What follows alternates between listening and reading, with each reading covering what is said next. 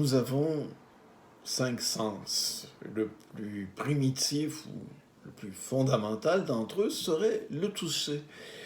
Et c'est peut-être le sens qui a été le plus affecté par la pandémie. Le toucher, même celui marquant l'affection, devenait dangereux. Par lui, le fameux virus risque de se propager.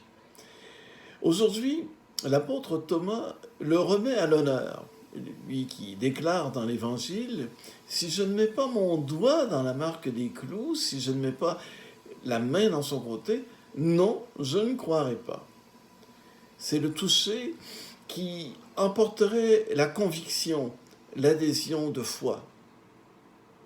Faut-il le prendre au mot, ce cher Thomas, auquel plusieurs d'entre nous s'identifions volontiers? Il est notre jumeau, comme son nom l'indique. Mais s'il nous ressemble, ce n'est pas, je pense, par son incrédulité, ce n'est pas non plus par son désir de tout vérifier, ce n'est pas parce qu'il nous paraît comme l'expression d'une certaine volonté de contrôle, même si ses propres paroles le donnent à penser. Nous partageons, nous, sa quête, son désir de croire.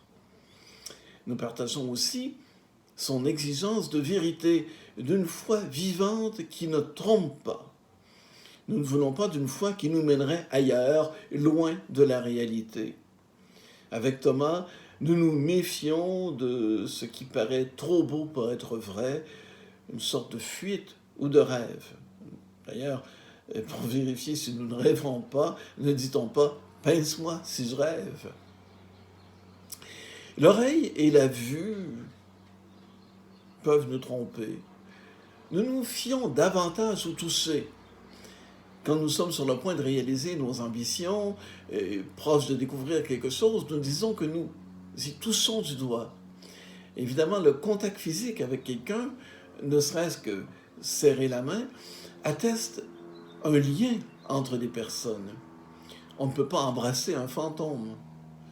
Le toucher enregistre beaucoup d'informations sur l'environnement immédiat, mais il ne nous révélera jamais la présence du ressuscité.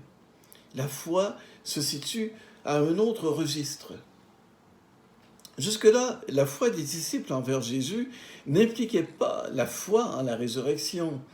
Ils pouvaient voir en lui le prophète, le Messie, l'envoyé de Dieu, le Fils de l'homme, peut-être même le Fils de Dieu, mais toujours dans un lien selon la chair, en communion avec celui qui leur avait parlé quand il était avec eux, qui leur avait parlé du royaume, de Dieu son Père, de l'importance du service, du pardon, de l'amour et de bien d'autres enseignements qui les disciples, amenés à voir en Jésus le révélateur du Père. Mais la résurrection, c'est une autre affaire. Même si après coup, les disciples, justement, ont pu faire le lien entre ce Jésus terrestre qu'ils avaient connu et le Jésus ressuscité. Leur foi en la résurrection, du moins celle que Thomas recherchait, devait marquer une continuité entre ces deux Jésus. De façon saisissante, Thomas a compris que le crucifié et le ressuscité étaient une seule et même personne. C'était aussi l'expérience de l'ensemble des disciples. Le ressuscité est venu à la rencontre de toutes les exigences, non seulement de Thomas, mais sans doute de celles des autres disciples aussi. Mais alors Thomas, qui les avait très bien formulées, il a été comblé au-delà justement de ces formulations qui nous paraissent peut-être un peu malheureuses.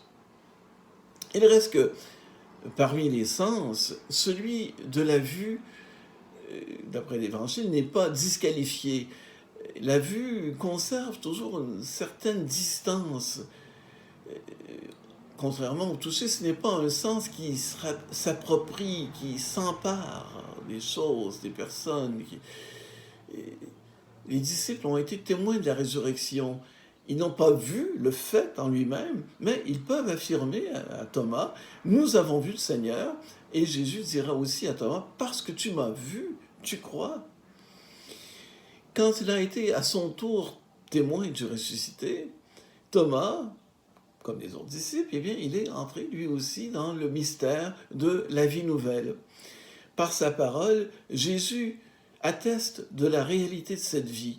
Mais pour Thomas, il n'est plus maintenant, même si Jésus, semble-t-il, lui en a fait l'offre, il n'est plus question d'exécuter son plan, de toucher, de mettre sa main dans la marque des clous. C'est lui, Thomas, désormais, qui est marqué du signe de la foi.